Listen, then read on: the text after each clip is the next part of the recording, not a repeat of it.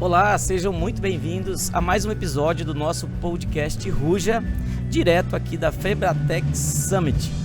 E agora, nesse momento, a gente tem a honra de entrevistar Brás Costa, que é diretor do CITEV de Portugal, e está aqui conosco para compartilhar um pouquinho do seu conhecimento, e nós vamos tentar extrair dele aqui, porque aqui tem muita informação, muito conteúdo relevante. Então fique com a gente, acompanhe essa entrevista, que eu tenho certeza que você vai aprender muito. Brás, é um prazer tê-lo aqui no podcast Ruja. Eu gostaria que você se apresentasse para o nosso público. Fique à vontade, o microfone é seu. Bom, eu sou um profissional ligado à investigação e desenvolvimento, focado em duas grandes áreas, uma e que estão cruzadas. A primeira é a têxtil, portanto tudo o que diz respeito à inovação têxtil, e depois, com outra perna, estou num centro de investigação de materiais avançados e nanotecnologia. E eu digo que estão cruzados porque a própria motivação para a criação deste centro de investigação em nanotecnologia foi a convicção de que nanotecnologia e materiais avançados seriam uma necessidade da indústria têxtil e de vestuário. E se em 2003 tínhamos essa convicção, neste momento temos a certeza, e este centro que trabalha materiais avançados, ou enfim, ao mais alto nível, tem uma relevância muito grande para aquilo que está a acontecer na revolução tecnológica dos materiais têxteis. Já agora, aproveitar para dizer que numa fase inicial a grande preocupação era a performance. Materiais mais resistentes, funcionais, inteligentes. Neste momento essa procura mantém-se, portanto estamos sempre à procura desse tipo de materiais, mas juntou-se uma nova preocupação, que são os materiais mais preparados para a sustentabilidade e para a neutralidade carbónica, nomeadamente os materiais de origem biológica, que são suscetíveis de ser transformados em fibras têxteis, e fibras têxteis de elevada performance também, fibras têxteis com características muito elevadas, sob o ponto de vista do conforto, sob o ponto de vista também do aspecto, etc. Portanto, há aqui uma ligação entre a ciência de base em materiais e tudo o que é a aplicação na têxtil, e que se vem a manifestar nos últimos anos como fundamental para este grande desígnio, que é a neutralidade carbónica. Enfim, que a pegada deste setor, que é maltratado e que toda a gente diz que é o segundo mais poluidor do planeta, transformá-lo num setor que perca esta classificação tão má, e que seja, e vai ser, estou convencido, um grande exemplo para muitos outros setores no que é que pode ser uma transformação profunda de um setor que tem expressão a nível global. Não há nenhum país onde não haja qualquer coisa relacionada com esta indústria, e mais até é uma indústria onde o primeiro mundo e o terceiro mundo competem.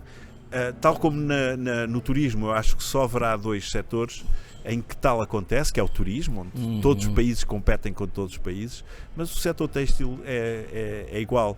Portanto, o setor têxtil é muito importante para a Alemanha, como é muito importante para os países da costa leste da África. Tudo vai têxtil, né? Tudo vai têxtil, né? Do carro, da casa, têxtil está em todo lugar. É verdade, embora sejam negócios diferentes. Sim. Porque não é a costa oriental da África que está a produzir têxteis tecnológicos para o setor automóvel. Quando nós falamos de um país como a Alemanha, a têxtil é muito importante para a Alemanha, mas a Alemanha não produz vestuário de baixo valor. A Alemanha produz têxteis técnicos para muitas aplicações, nomeadamente para o automóvel, e é uma das áreas em que Portugal fez um caminho imenso. Há 20 anos praticamente não se produziam têxteis para o setor automóvel e muito menos para o setor aeronáutico em Portugal, e neste momento já os têxteis tecnológicos já significam entre 20% a 30% do volume de negócios de todo o setor. Isso em Portugal? Isso em Portugal, sim. E em Portugal porquê? Porque Portugal está inserido na União Europeia, que tem, enfim, por contaminação, por tudo, tem níveis salariais que não são em nada parecidos com o que acontece em países mesmo como o Brasil e muito menos com a Etiópia ou outros países onde os valores pagos pelo trabalho são muito mais baixos.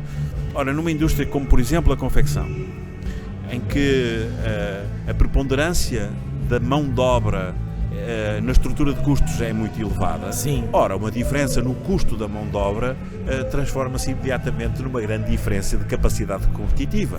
Portanto, Portugal não tinha outra alternativa. Portugal tinha que inovar nesse... Fugir do produto básico. Fugir do produto básico. Mesmo em produto menos básico, fugir dos produtos onde há muita concorrência e focar-se em especialidades, em nichos, em produtos difíceis. O diferencial, né? É isso.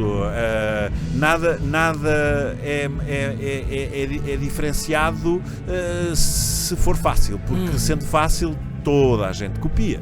Portanto, é um sistema industrial conectado com o sistema científico e tecnológico é fundamental para que haja essa evolução constante. E só assim é que é possível estar sempre naquilo que é difícil e, portanto, menos imitável. E este foi o percurso que fizemos, portanto... Pagar um preço lá atrás, né? Porque eu acredito que há muitas barreiras para vencer, né? Você falou aí que vocês começaram... Bota barreiras nisso. Esse trabalho lá em 2003? Em 2003, quando decidimos criar o Centro de Nanotecnologia. Meu Deus, isso aí foi há 20 anos atrás. Foi há 20 anos atrás. Hoje é fácil falar do tema, né? Mas na época... Hoje é muito fácil. Na época eu acredito que falava isso, mas o cara é maluco. Eu até poderei contar uma pequena história. Por favor, fica à vontade. Eu fiz a apresentação da intenção de criar este centro num evento público em que estava o Ministro da Economia português nessa altura. E no dia seguinte chamaram-me do gabinete do Ministro para eu ir falar com ele e explicar o que era nanotecnologia. Eu acredito, naquela época não se falava. Não se falava, nanotecnologia era algo que era desconhecido e, portanto, enfim, valeu-nos também a ajuda que ele nos deu, porque acreditou e deu-nos uma ajuda para poder iniciar investimento em novos laboratórios, porque percebeu que, mesmo não percebendo intrinsecamente as questões técnicas que estavam por trás, a verdade é que ele percebeu a dinâmica e o objetivo fundamental, que era libertar a indústria portuguesa das amarras de depender de quem compra. Sempre que um sistema está amarrado ou preso pela vontade de quem compra, o varejo, e o setor em Portugal é completamente exposto, porque exportamos cerca de 80% do que produzimos para todo o mundo. Como vai competir com a China, por exemplo, se for trabalhar no produto básico, né? Não tem como. E, portanto, aí, de facto, o que funcionou bem foi o desenvolvimento das empresas e o desenvolvimento do sistema científico e tecnológico, que aconteceu em simultâneo. Com uma pequena variação, que é esta. Quando o Centro Tecnológico CITEV nasceu para resolver problemas. Portanto, o problema já estava instalado. E o problema era: a nossa indústria produz com baixa qualidade. Então, o que é preciso fazer? Bom, é preciso montar uns laboratórios para analisar a qualidade dos produtos, caracterizar esse nível de qualidade, dizer passa, não passa, mas logo a seguir dizer às empresas: não passou e eu vou-lhe explicar como é que passa. Portanto, começou de uma forma reativa. Havia um problema e criou-se o Centro Tecnológico para ajudar a resolver o problema. Por exemplo, quando falamos de sustentabilidade, o Centro Tecnológico começou 10 anos antes da necessidade de aparecer na indústria. E essa é a nossa obrigação. A nossa obrigação é ter capacidade e até convencer os políticos a endereçar recurso público para financiar a investigação em antecipação. Quanto mais cedo tivermos as competências, podemos falhar. Podemos falhar ou porque previmos mal. Podemos pensar, agora o futuro vai ser fazer calças e os consumidores deixam de utilizar calças. Pode falhar. Pode falhar porque decidimos agora desenvolver peças de vestuário que eliminam as rugas e não conseguir. há um risco de mercado e há um risco técnico, tecnológico, científico e inerente a estes processos. Bom, mas também cabe a quem dirige estas casas fazer apostas multifacetadas para diminuir o risco, e devo dizer que nós somos bafejados pela sorte. As grandes apostas que fomos fazendo, a maior de todas foi a criação do Centro de Nanotecnologia. Estamos a falar de muitos milhões de investimento até hoje, mas temos a sorte de as grandes apostas que fizemos resultaram bem. Nomeadamente esta na área da sustentabilidade. Nós começámos a abordar este novo conceito de sustentabilidade. Ele sempre existiu. Nos anos 90 nós estávamos a ajudar as empresas a não poluir a água dos rios. Ora, isto também é sustentabilidade. Claro. Mas hoje, quando falamos de sustentabilidade, estamos a falar de um sistema muito complexo. Muito complexo. Que envolve tem a ver com as matérias-primas, tem a ver... Eu vou-lhe dar um exemplo.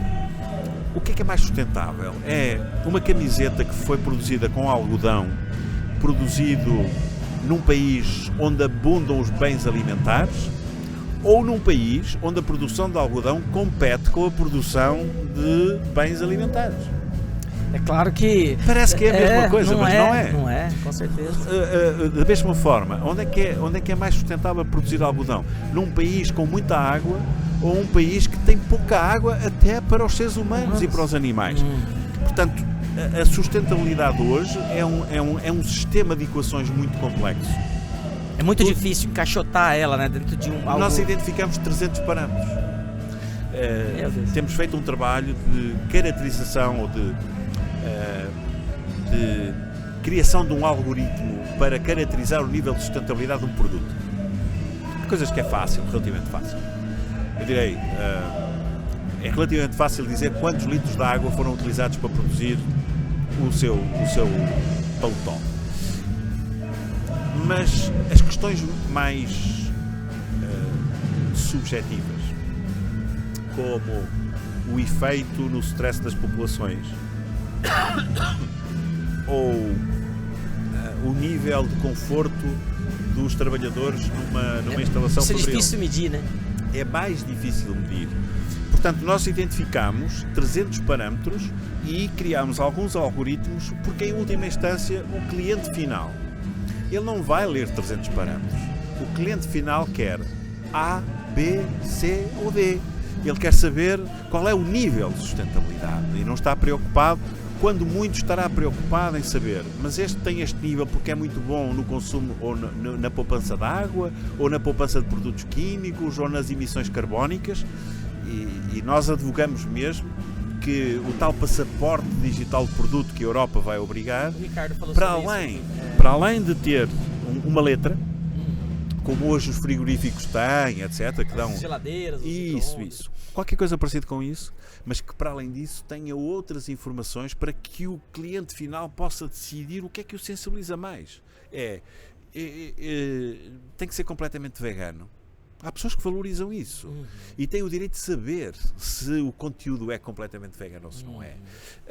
Ou então dizer, não, eu sou mais sensível ao consumo da água e, portanto, eu vou preferir um produto que utiliza menos água. Portanto, esse nível de decisão também é importante porque dá consciência ao consumidor final sobre todos este emaranhado de conceitos e de números, digamos, que estão associados à insustentabilidade de um produto, ou à sustentabilidade, ou ao nível, ou o que é que lhe falta para ser completamente sustentável. Mas é um desafio enorme. Eu estou perfeitamente convencido, já cá não estarei no setor, porque também tenho direito a parar de trabalhar, mas daqui a 10 anos vamos olhar para trás e vamos ver um setor a nível mundial. Vamos ver um setor irreconhecível para quem está com os olhos naquilo que existe hoje. As transformações são muito, muito grandes e são obrigatórias, porque também estamos ao nível legislativo. Nós estamos a passar de uma fase de dizer pratique boas práticas para dizer cumpra a lei. Isto faz toda a diferença. Nós sabemos, nós somos latinos. Vocês brasileiros têm muito de português. Tem. Nós somos verdadeiramente latinos. Uma coisa é, sim, temos que fazer um pouco melhor, temos que gastar menos energia, temos que ser mais eficientes. Sim, vamos fazer isso, até porque isso tem impacto nos custos da operação. Isso é uma coisa. A outra coisa... Enquanto não tiver ali... no dia... Eu vou levar. No dia em que o legislador chega e diz, como aconteceu em França há 2 anos, em que o legislador disse: estão as empresas proibidas de destruir estoques não vendidos. Parece pouco. Mas quando as marcas de luxo têm o seu modelo de negócio baseado no facto de produzir em grandes quantidades para que qualquer cliente que queira seja servido, e no fim, para não estragar a sua marca, não estragar o seu preço, destroem por incineração as peças que não são vendidas, isso obriga a uma mudança do modelo de negócios. E foi tão simples como o legislador pôr uma assinatura debaixo de um texto tão curto que diz: é proibido. Pronto. A França fez isso em primeiro lugar, logo a seguir a Alemanha adotou, e neste momento é uma questão europeia. Portanto, é proibido destruir os estoques. Ora, as marcas de luxo correram a encontrar um modelo de negócio que no fundo as está a transformar em empresas muito mais eficientes do ponto de vista da sustentabilidade. O que era um problema... Não, para eles não era. Para eles não era, mas o que a lei aparentemente seria um problema, né? Porque, mas o que você disse, só mexeu no modelo de negócio e... Exatamente. E esse modelo de negócio não pode ser mudado apenas pelo varejista de luxo. E ele tem que ter um sistema produtivo que seja capaz de lhe dar respostas. E neste caso, há uma grande transferência da produção do luxo para Portugal neste momento. E porquê? Porque Portugal desenvolveu a capacidade da resposta rápida. A resposta rápida significa lead time de 2 semanas. Você faz hoje uma encomenda e 2 semanas depois o produto está na loja. Ora, com um sistema industrial capaz de responder rapidamente, o varejista de luxo não tem que fazer estoques de 3, 4, 5 vezes o número de peças que tenciona vender. É fácil para ele acompanhar, aumentar a demanda, diminuir a demanda. Ele tem que reduzir a dimensão dos seus estoques, porque sabe que a qualquer momento tem alguém próximo que pode suprir a falta de estoque para um determinado produto. Isso é um reflexo, né, daquela sementinha lá de 2003 que agora vocês estão colhendo frutos, né, porque ralaram muito. E você vê hoje Portugal em relação... Deixa-me só dar aqui um ponto. Em boa verdade, é fruto da necessidade. Porque quando no ano 2001 foi anunciado que a China ia aderir à Organização Mundial do Comércio, e na altura os salários na China eram muito mais baixos do que em Portugal, levantaram-se as sirenes. Agora é a hora da gente dizer: isto vai acontecer uma desgraça. Porque eles vão colocar na Europa produto a valores muito mais baixos do que aquilo que nós somos capazes. E muito parecido, né? E nós latinos, e sobretudo no setor têxtil, somos muito maus a planear. Mas em Portugal somos muito bons a reagir. Então, quando a ameaça aparece, o que é que eu faço? Preciso fazer alguma coisa. Temos que fazer aquilo que eles não são capazes. E a resposta imediata foi flexibilidade e resposta rápida. O que implicou uma grande mudança das empresas. Um nível de informatização muito superior. A alteração de processos de fabricação. A alteração até de alguns conceitos de produção. Lembrar-se-á daquela sigla da Benetton que é United Colors. Isto tem por base uma filosofia diferente, que é produzir as peças em grandes quantidades, sem cor, e dar-lhe a cor só no momento em que há demanda. Portanto, estamos a falar muitas vezes de fazer reengenharia de processos para conseguir dar essa resposta rápida em prazos muito curtos. É verdade que nessa altura os nossos clientes para a resposta rápida eram fast fashion. Era a Zara desta vida, que teve uma importância. A Zara é a nossa vizinha, portanto a criação da Zara seria mais difícil se não existisse o norte de Portugal, e a evolução do norte de Portugal seria mais difícil se não houvesse Zara, porque foi a junção de uma filosofia diferente de varejo e a existência de um sistema produtivo eclético completo que há no norte de Portugal, que é ali ao lado da Galiza, que permitiu o desenvolvimento daquele modelo.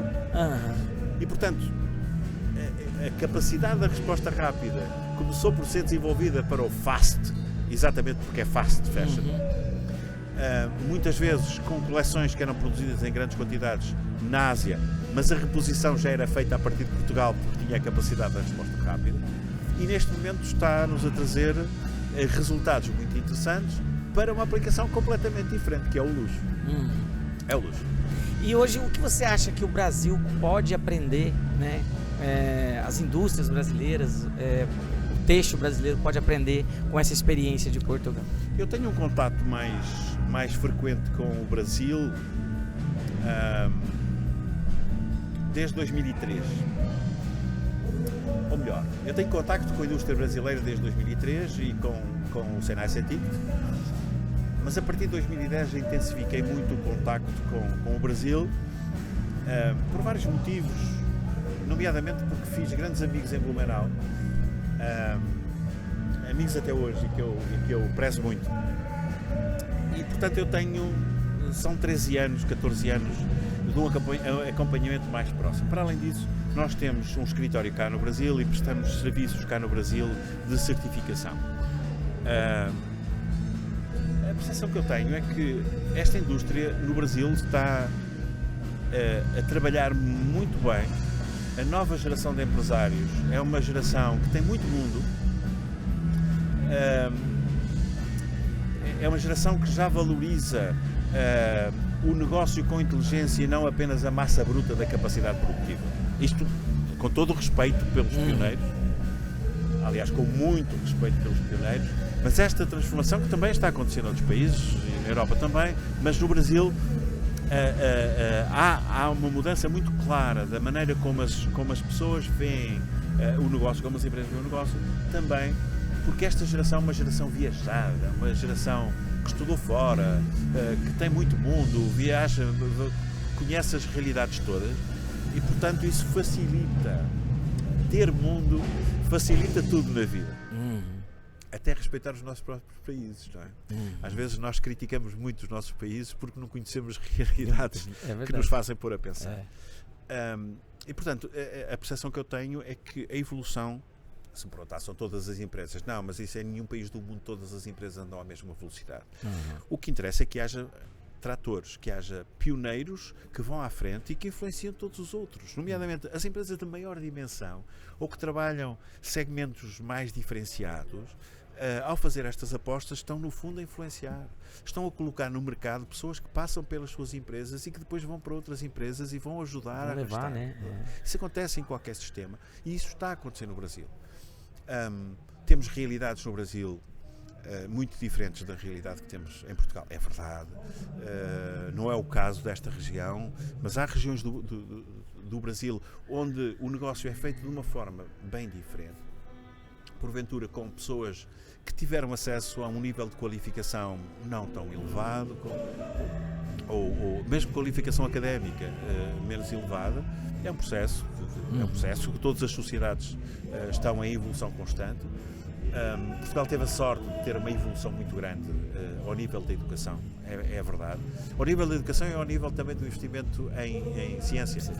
Nós neste momento temos 13 investigadores por 1000 habitantes. É um número que já não considerável, envergonha, né? Já não envergonha um país. Pronto, mas como estava a dizer, vejo essa evolução claramente quando eu comparo com 13 anos antes. Vejo claramente essa evolução. Percebo também que às vezes há dificuldades. Há dificuldades porque não basta ter uma boa ideia de negócio, uma boa ideia de organização. Depois também é preciso os recursos humanos em quantidade. Precisa o poder público estar junto, né? É preciso que tudo esteja alinhado. É preciso que as universidades estejam mais próximas da realidade industrial. E esse era um problema que o Brasil tinha. Assisto também a uma aproximação. Sim. Então, em 2010 vi universidades que estudavam, permita-me a expressão, o sexo dos anjos, sem nenhuma desqualificação dos trabalhos de investigação que eram feitos. Mas não bastava esse tipo de investigação, era necessário que houvesse nas universidades e nas infraestruturas tecnológicas de interface que houvesse a investigação aplicada, capaz até de influenciar os investigadores mais fundamentais para que eles desenvolvam conhecimento de base que depois possa ser transformado em algo que seja industrializável. nesse aspecto, Portugal descolou mais cedo. Penso que neste momento há bons indícios, aos meus olhos, há bons indícios de que as coisas estão a tomar forma também. O tempo vai passando, o mundo vai ficando diferente. Eu direi que talvez a preocupação que eu teria se vivesse neste país e vivesse deste setor tem mais a ver com a equidade e com o balanço entre as várias regiões. Porque há dias vi, enfim, uma instituição pública de um outro Estado que me mostrou o faturamento por trabalhador das empresas daquele Estado e era 4 vezes menos do que Santa Catarina. E isso é preocupante, quer dizer, nós quando falamos do Brasil, muito grande. Quando falamos do Brasil, estamos a falar do Brasil. E o Brasil são as realidades todas. Eu, por formação profissional, eu não consigo pensar Braga, Porto, Santo Tirso ou Guimarães. É Portugal. É Portugal. Não temos essas assimetrias, felizmente. Mas, de qualquer das maneiras, temos subsetores que são diferentes. Os subsetores nem sempre estão todos alinhados. Quer dizer, em 2020 a produção de vestuário estava parada, a produção de têxteis lares estava a bombar. Que loucura! A bombar. Em 2020, das empresas de vestuário que estavam paradas, nós criámos um setor novo que era o setor de dispositivos médicos e fomos fornecedores da Europa de máscaras e de batas e de todos esses materiais, que é uma coisa que só diz bem daquela indústria. A capacidade de transformação num mês, é verdade que fizemos o trabalho prévio. Nós começámos em fevereiro, oferecemos todo o nosso trabalho, nomeadamente ao Brasil, a outros países europeus, porque a questão que colocámos naquele momento em cima da mesa,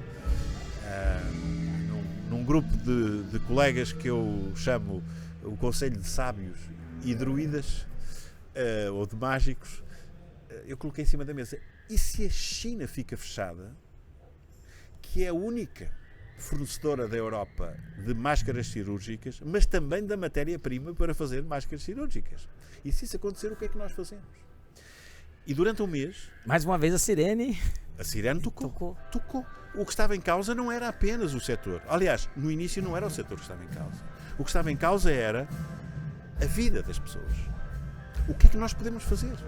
E durante um mês nós pusemos aquele instituto todo a trabalhar para encontrar soluções com matérias-primas que nós tivéssemos acesso, com tecnologias que nós tivéssemos no país.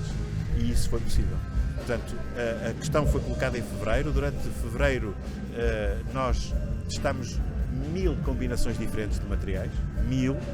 Dentre essas, a maior parte não servia para nada. E uma pequena parte a que nos agarramos tinha funcionou boa performance.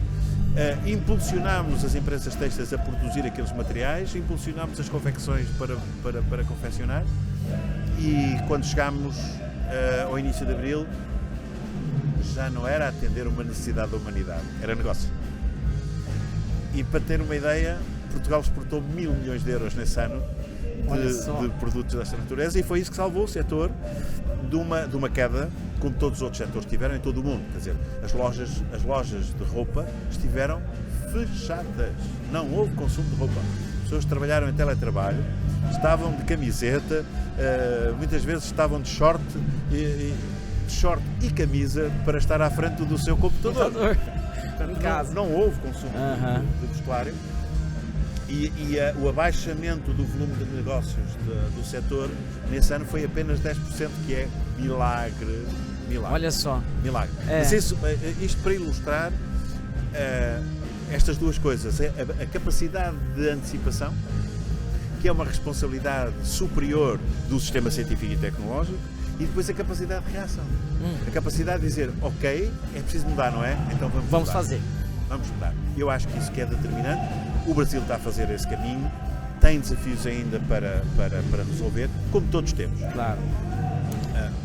Brás, bom, por mim eu ficaria aqui horas, mas eu quero te liberar também e agradecer demais, né, esse bate-papo nosso aqui. Eu aprendi muito aqui contigo E tinha várias perguntas aqui, mas eu acho que o pouquinho que você trouxe pra gente aqui foi de um valor muito grande, tá? Então eu quero te agradecer do fundo do coração. Eu é que agradeço. Muito obrigado. Eu sou um conversador, eu gosto de conversar. Não, e aqui a gente quer receber pessoas como você mesmo, que gosta de bater um papo, que esbanja conhecimento. E a gente está aqui bebendo, degustando, e eu espero que você que está aí também nos acompanhando esteja curtindo tanto quanto eu estou aqui e aprendendo da mesma forma. Então eu quero te agradecer muito, quero deixar o microfone aberto para você, se você quiser deixar os seus contatos, a sua rede e mandar a sua mensagem final para o povo do Brasil e quem sabe do mundo. Eu sinto o Brasil um bocadinho como o meu. A afinidade entre portugueses e brasileiros, como sabe, é muito grande. É muito fácil fazer amigos e, portanto, eu sinto-me em casa. Bom, em particular Blumenau. Blumenau eu sinto-me mesmo em casa. Como eu disse há pouco, tenho muitos bons amigos que respeito muito nesta região do Brasil. E sou, de facto, sinto-me brasileiro quando estou no Brasil, até pela comida, por tudo o que o Brasil tem de bom. A música, apaixona-me a música brasileira.